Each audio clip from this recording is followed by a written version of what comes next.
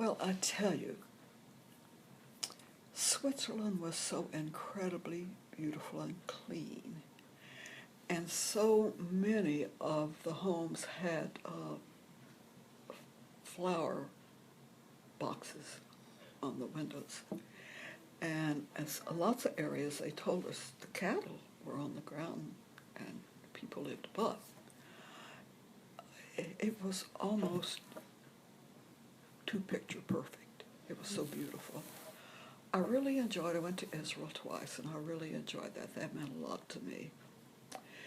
It was interesting in Russia to see how great they were for crafts. They had some beautiful, beautiful things they made. It wasn't real easy to buy them, but and we were monitored everywhere we went, of course, and we were lined up to see Lenin's tomb, and I had a shoulder bag, and it was out too far, and this guard comes along and pushes my arm in because it was out too far. And Kenya was interesting. They too had lots of nice crafts, especially wood carving and weaving.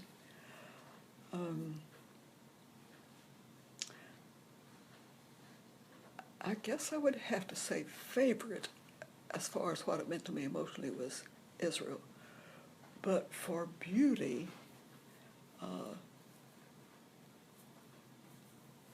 don't think you could beat Switzerland.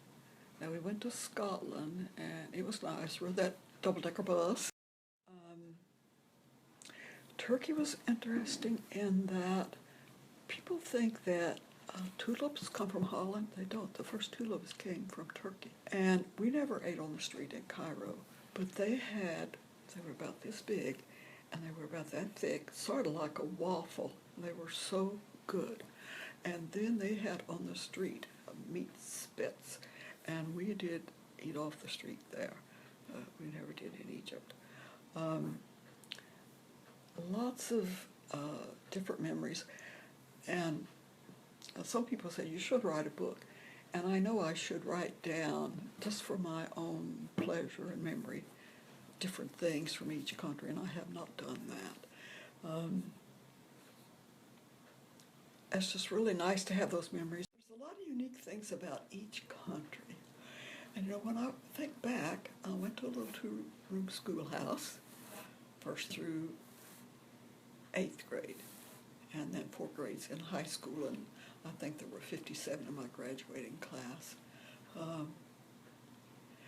Never really thinking about big travel, and never really desiring big travel when I think of the privileges that I've had.